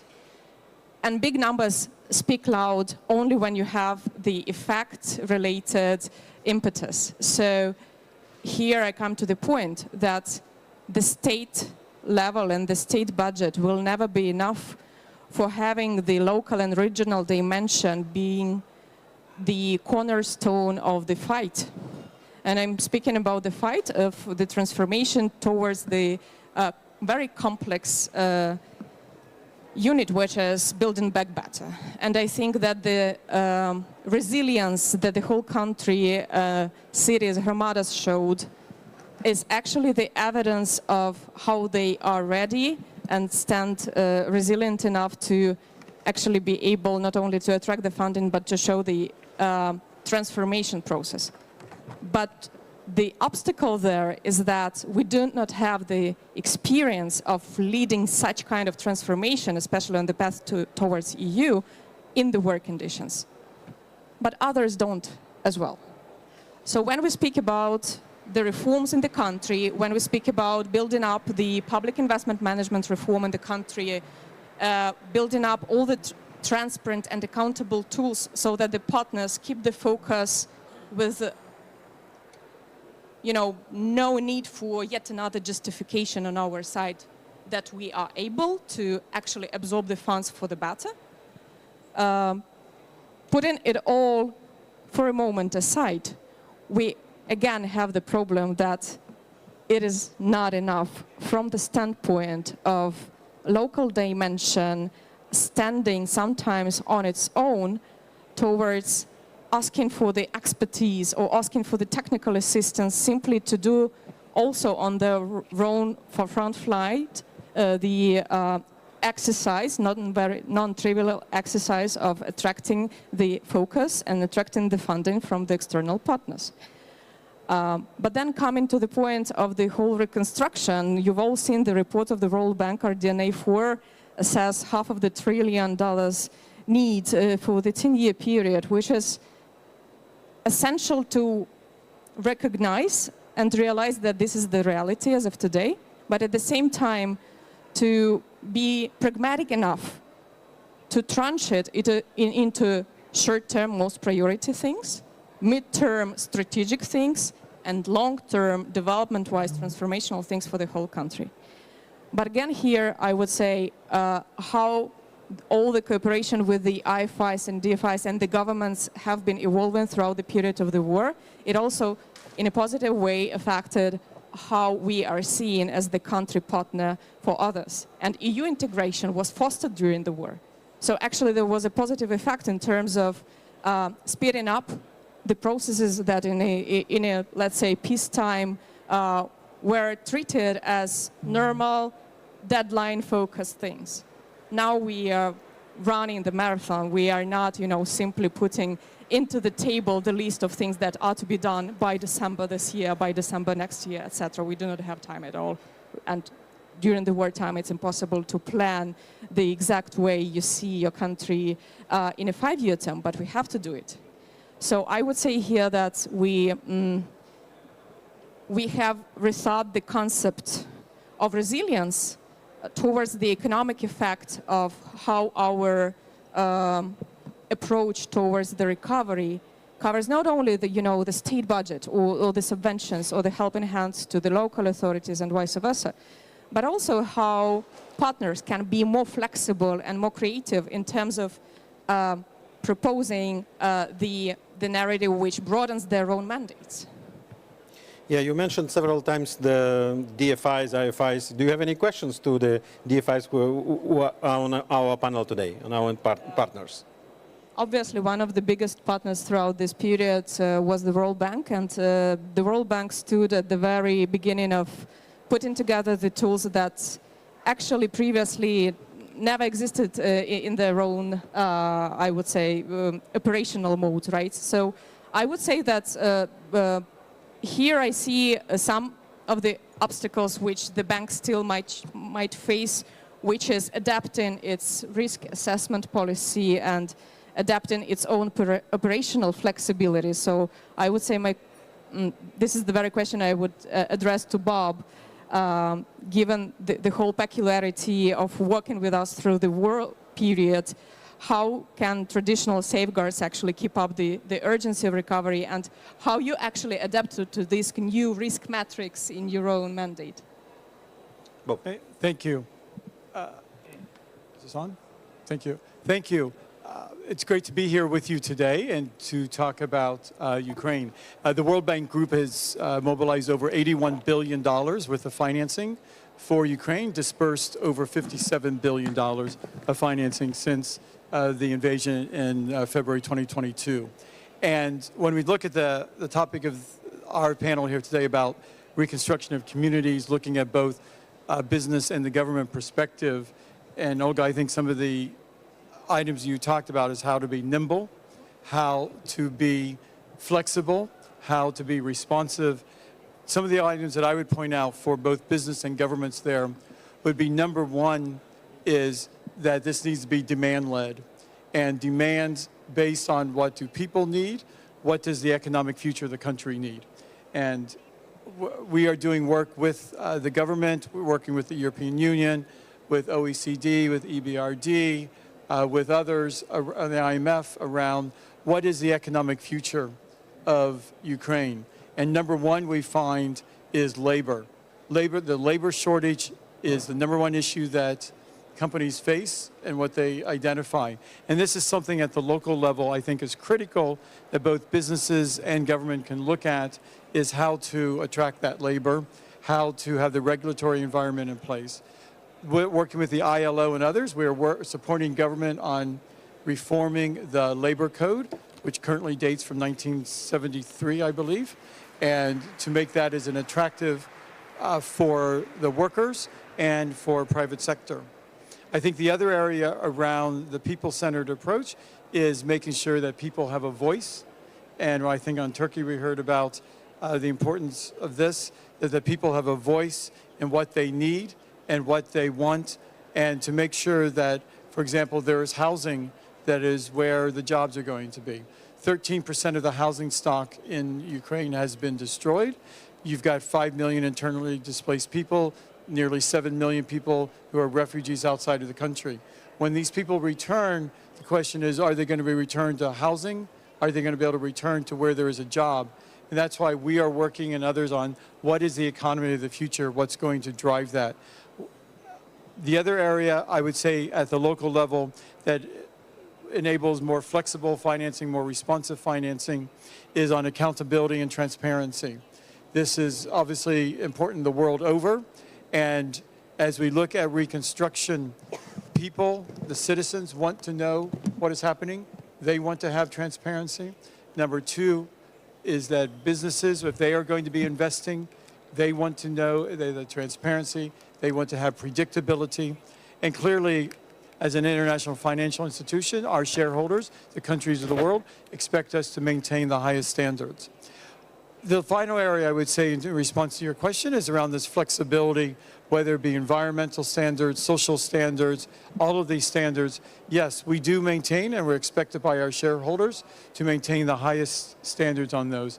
Yet we do have the ability, and you're right, Olga, that Ukraine has been a tremendous learning opportunity for all of us, learning under unfortunate circumstances, I will say, but learning to see how best to be responsive to the local needs, to the local circumstances, and to do things on a measured approach as we go forward, but making sure that we do have the right objectives on these types of standards. Thank you. Thanks, Bob.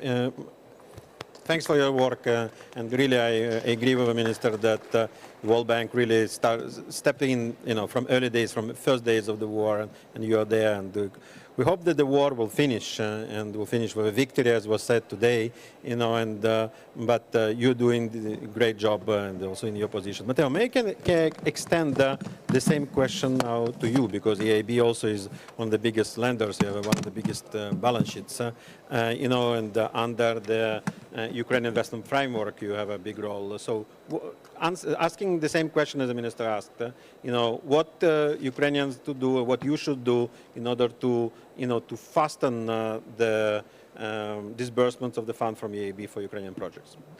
Thank you very much. Very good afternoon, good evening, everybody. It is a true honor to be here, to participate to this panel with such distinguished panelists, and to try to contribute to this discussion.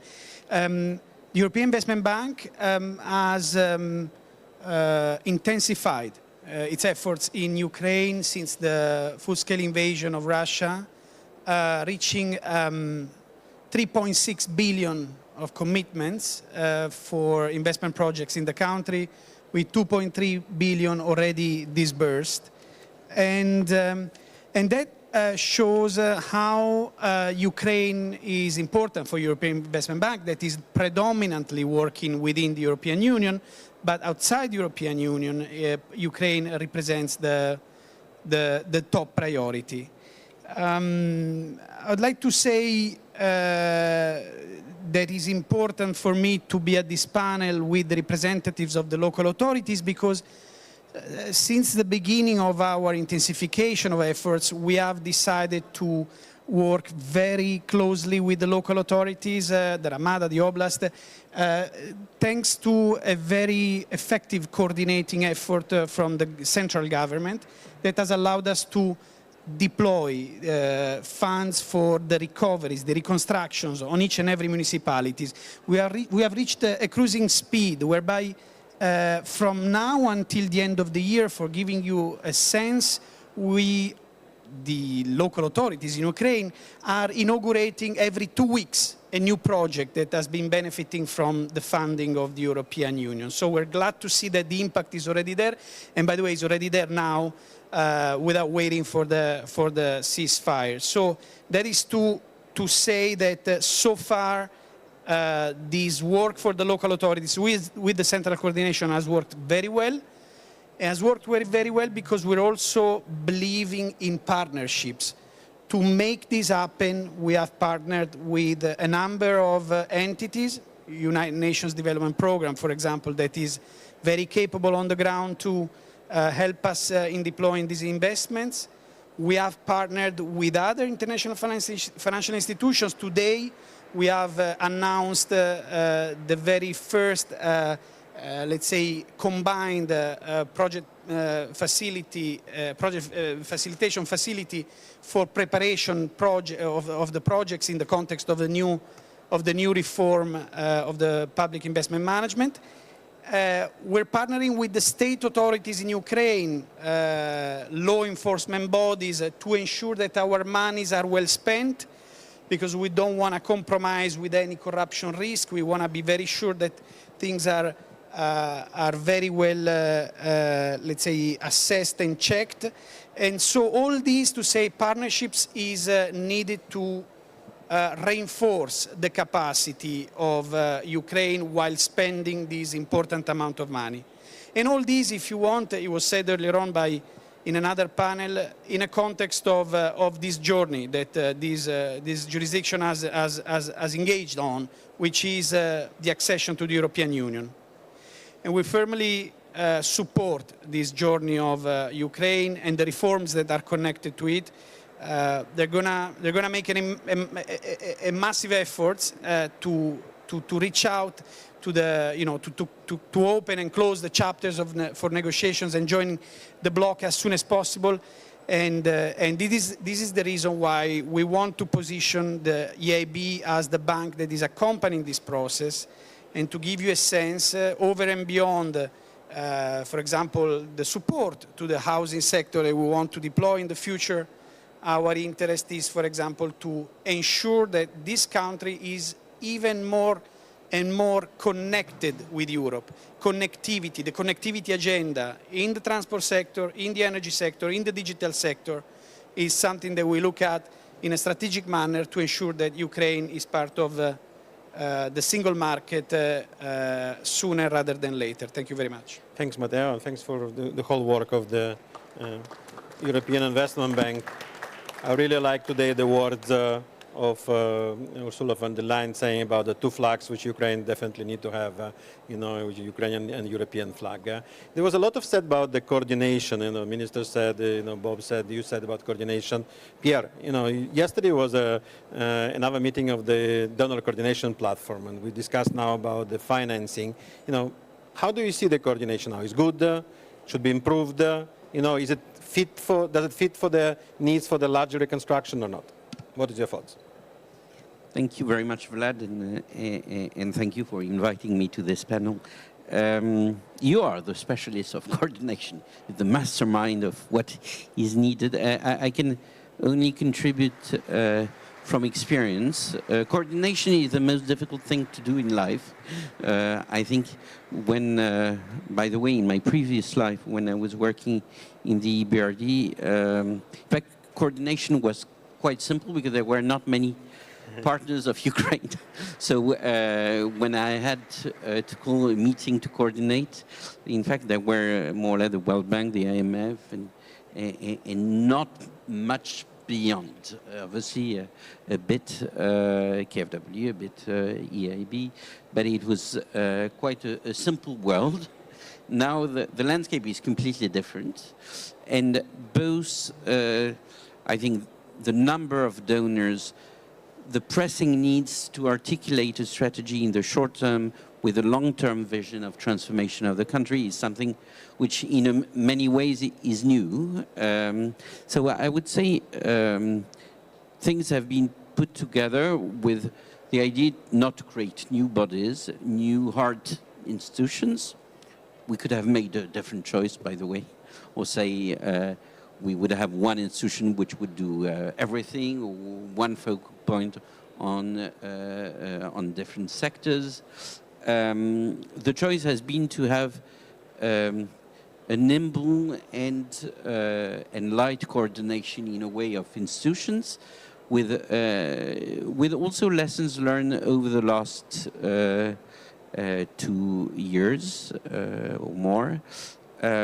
Which is first being able, obviously, to give a core role to Ukraine in this coordination, because needs are better assessed by the countries and communities which are confronted to these needs than people sitting in Washington, in Luxembourg, or elsewhere, while ensuring also that the vision of combining financing and reforms is put into action, which means more or less on the financing side, having a capacity to map to measure first the financing gaps at different horizons, and to map and to nudge also donors so that we avoid overlaps, we increase synergies among donors to reach that goal.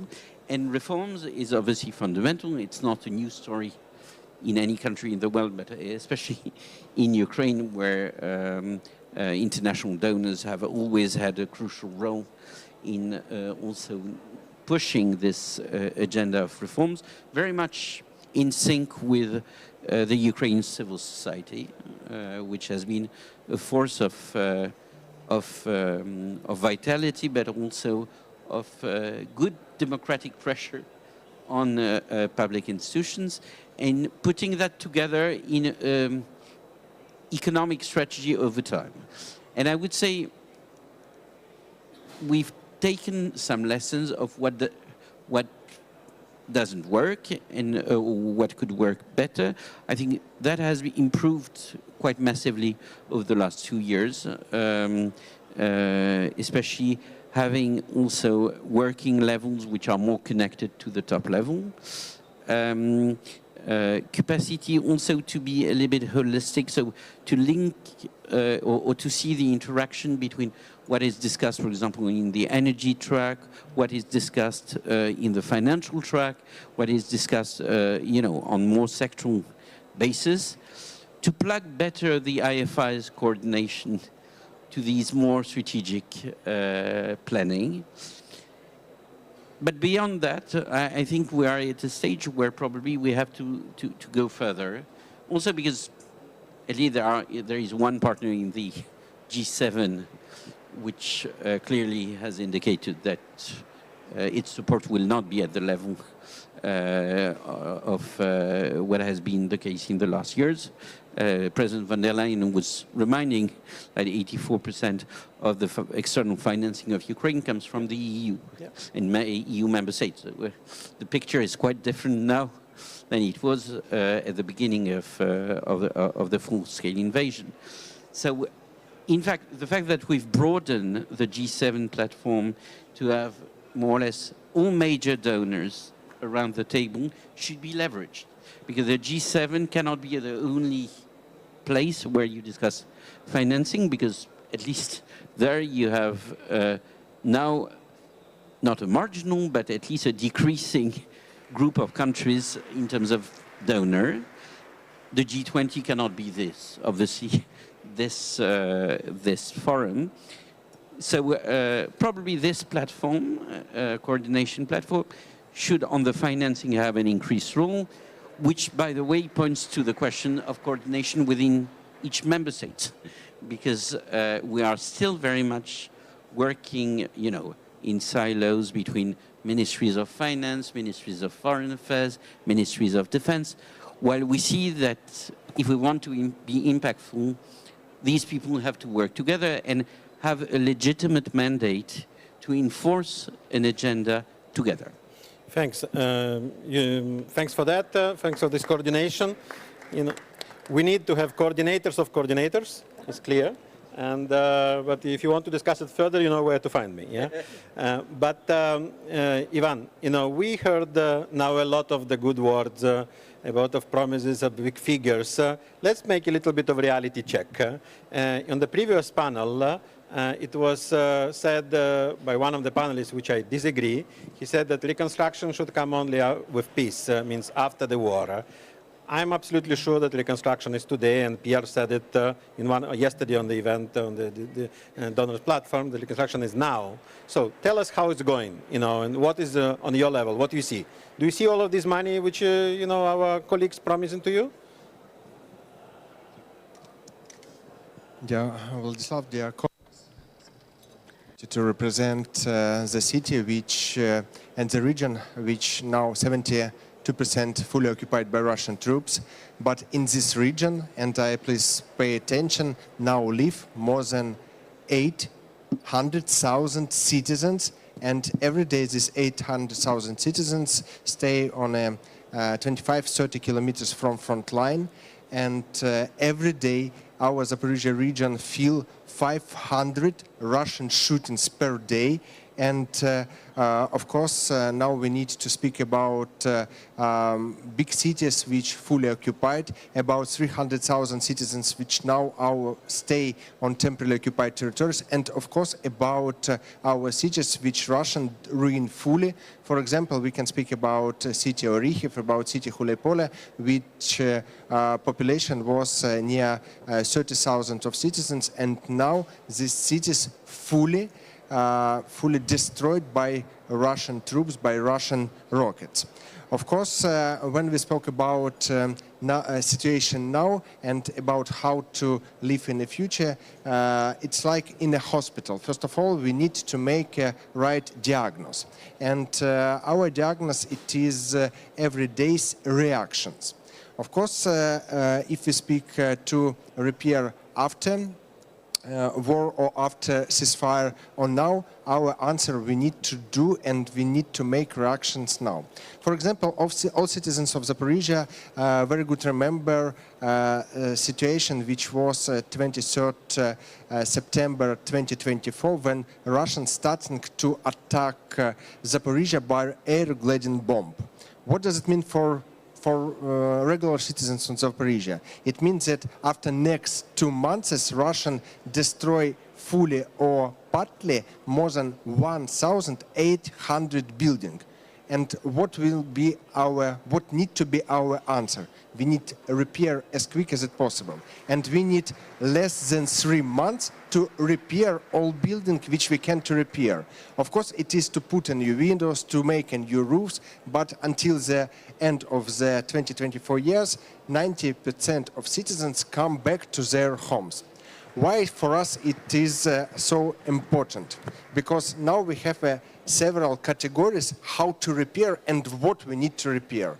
When we speak about those cities which fully ruin, I don't know. We need to think what to repair and what to build like new.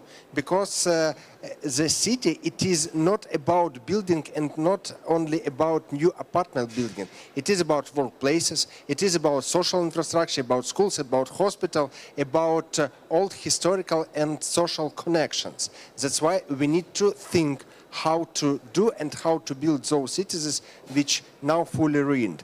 Next, we need to think what to do with hundreds of thousands IDPs which now live on territory which controlled by government of Ukraine. And now I want to ask all our international partners. On 2022, all of us, not only Ukrainians, ask our citizens from temporarily occupied territories, please leave temporarily occupied territories, come to territory which controlled by government of Ukraine or territory on European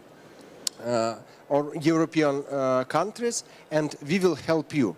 Now, after 3.5 years, we need to give new flats, new houses for those citizens who now stay on territory of Ukraine.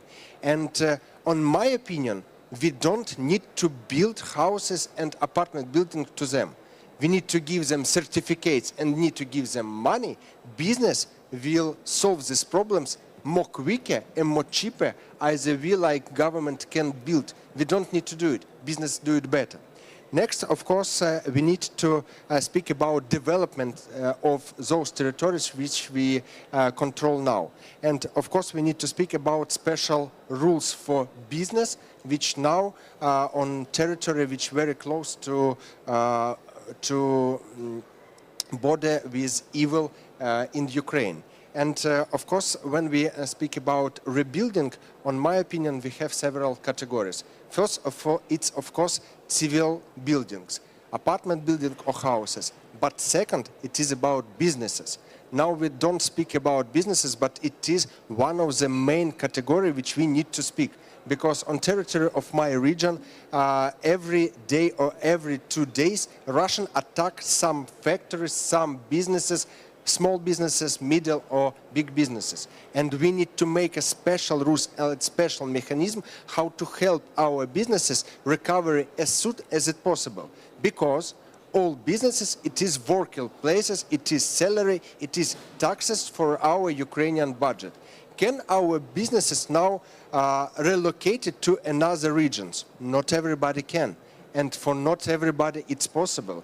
And many businesses just build because our human capital live for a long tens of years in our region. That's now why we need to find solution how to help our businesses also. Thank you. Thanks a lot. Thanks for your job. Let me ask from on your behalf, your colleagues, from the Italian regions, maybe to Marco Marsilio, the Abruzzo, rebuilt the Aquila after the 2009 earthquake. What advices you can give to Ivan, to Zaporizhzhia, and to other Ukrainian cities who are rebuilding now, the cities? Thanks.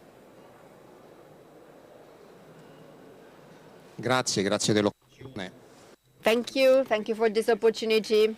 First of all, I would like to express the solidarity of the people from Abruzzo region to the peoples of Ukraine. We even signed a protocol showing our friendship and our twinning with the Oblast of Sumy, and we are quite close to the population that is currently suffering because of the military attacks. We experienced the tragic event of the earthquake. We heard what happened in Turkey, and an earthquake has consequences like those you can have in a military occupation. After the earthquake in 2009 that destroyed the city of L'Aquila, then there was another earthquake in 2016, and then in 2017. So central Italy was shaken by this earthquake, and the same territory that had already been a victim of this tragedy was hit again. So because of these many events, we tested several models in different periods. We tested several reconstruction techniques, and we have acquired quite a wide experience of good practices, but also of bad practices, practices that do not work, and that led to delays and to the slowing down of the reconstruction process. But there were also practices that were effective and that allowed us to ensure continuity, to be quick in the reconstruction.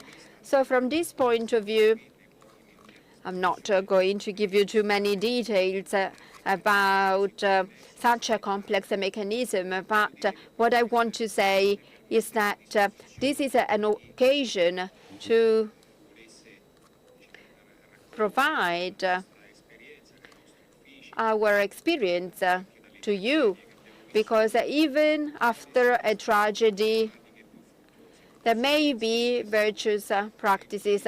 In a nutshell, I can tell you that the working reconstruction models are those that combine the vertical and the horizontal dimension. Sometimes there is a need of approaches from top to the bottom.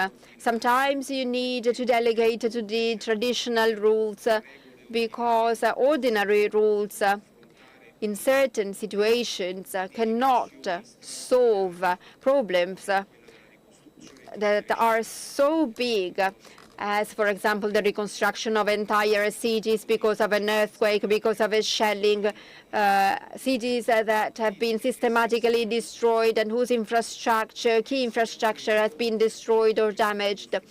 But then we have also to think about the fact that there is a vertical dimension. So sometimes we need also commissioners. And at the same time, we also have to consider the horizontal dimension, which means involving all the different levels, all the different parties at the local level, cities, provinces, citizens. So each one at its own level can do its part, because when you have a reconstruction project that is so important, if you do not have a sense of community, a sense of unity, there is the risk that the reconstruction will not reach its objective, and you risk being stopped because of the difficulties, because the population does not agree with this project. So this is a real risk. And then, of course, each territory has its own history. I heard something that I totally share. It was said that in the past century, there were cities that were built following bad urban planning models, and you do not want to rebuild exactly what existed. So you're doing the good thing in wanting to reconstruct a better city and not exactly the city that existed. Our city had more than 1,000 years of history, so our main mission was to reconstruct our city exactly as it was. In some situations, we could even improve what was built and do something that was more appropriate to modern times, and even something more beautiful, because we do not have to just speak about efficiency when you talk about cities. There is also beauty, there is also the architectural side. So we are here to say that we can provide our experience and we can share it with you. And there is a physical reconstruction, but also a social and economic reconstruction that has to be considered. And in the Abruzzo region, we managed to do something. We asked the Italian government to open a national administration school in our region, dedicated to training the technical and administrative staff. So experts that can intervene in urgent situations and during emergencies, experts that can manage such a complex process as the reconstruction process. And even from this point of view, my suggestion, my piece of advice is, first of all, to understand that we need to collect funds, attract finance. But in addition to that, we also need to have a strong project, a strong and solid administrative and technical support. We need help also with the red tape, otherwise we will never be able to open the building sites. And we have acquired a wide experience.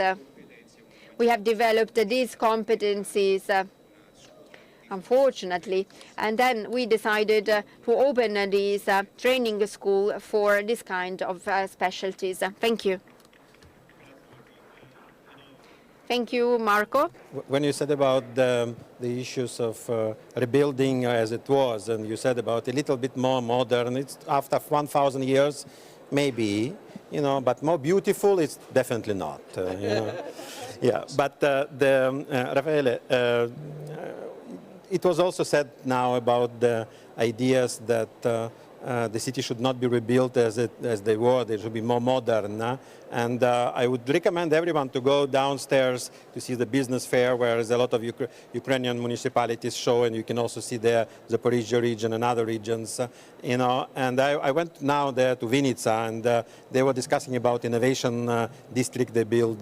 So I was last year in Mind here in Milano Fiera, looking how you do this. So tell us how to bring the private capital, because the minister was saying about the private capital. How do you do it here, rebuilding also Italy as well? Well, good evening, everybody. Thank you so much. I answer to your question in 1 minute, but let me start from another point. I met Ivan Fedorov 1 year ago during the last Ukraine Recovery Conference in Berlin. I was downstairs in the stand of Zaporizhzhia region asking for someone, because we have received a letter from Ivan Fedorov. And during 1 year, also to spend a word in favor of the utility of these conferences. During 1 year, we met together personally or virtually at least 5 times. We start with a cooperation. We signed an official memorandum of understanding between Lombardy and Zaporizhzhia regions. In the next days, we will deliver some buses for public transportation services, 200 beds for new hospitals, that you are building now, not in the future, right now, in Zaporizhia, a children's hospital, and so on. But mainly, we have established a personal relation, and 1 year ago, Zaporizhia for me was just a name, well known for the nuclear power station. Now Zaporizhia is a place of friend, and we are working together to recover that region. And this is very important, because a comprehensive recovery, in my opinion, starts from personal relation and direct ties between territories and communities. And this is also useful for the tools, because you are talking about the experience of a mine. Mine means Milan Innovation District, a new experience with that Lombardy region, with the national government, are implementing in Milan, in the area where we hosted 10 years ago the Universal Exposition, mainly dedicated to science of life, biotechnologies, research and innovation.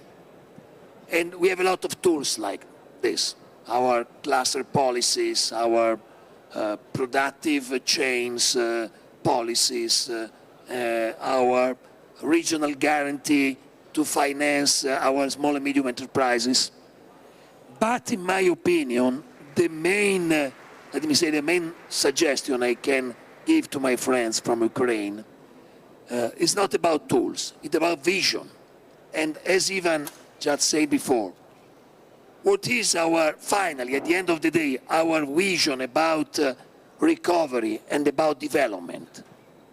It comes, does it come from top-down, from a top-down process? So it's just an issue of public administration, governments, national, regional and local governments? Or it must ask for an engagement of civil society, business community, companies, social bodies?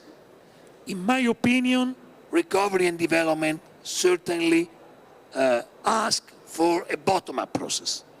And so we and you, we like you, need to develop our region and your region to engage business community, civil society, families, companies, social bodies, because they are cheaper and faster. And this is precisely our model of government, based on principle of subsidiarity.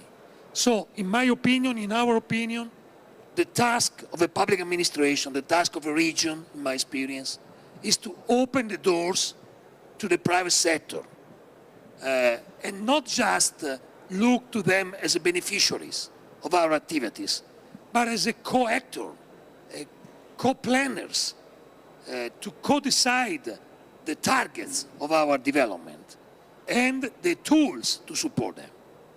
This is the secret of the development of Lombardy, and I hope to support the development of Zaporizhia, mainly giving them this method of government and this experience, because I'm sure that it's also the way to implement the better tools for our communities. Thank you. Raffaele, thanks. I have maybe two last comments. First, I really appreciate our discussion today, and I have still a lot of questions you to ask. So probably we may find some sort of solution. Then, Marco and Raffaele will think how to organize another discussion like that in some months. We will happy to come. And the second is, thanks what you finished really with these words about people, because today, Olena Zelenska from the stage, she said that the war is about people, the reconstruction is about people, and this is about people. And I want to tell you, these people are not theoreticians, they are not academia. These are people who are doing the reconstruction, who experience the reconstruction in different complicated cases. These are the faces of the reconstruction of Ukraine, and I want you, all of you, thank these people for that. And let me stop here and wish, we have better coordination, better project, better money on the region, better friendship between the regions, and more operational flexibility on EIB and World Bank. And we want to visit the website of the Ministry of Finance, looking more and more money coming for the reconstruction. Thanks a lot. Thanks.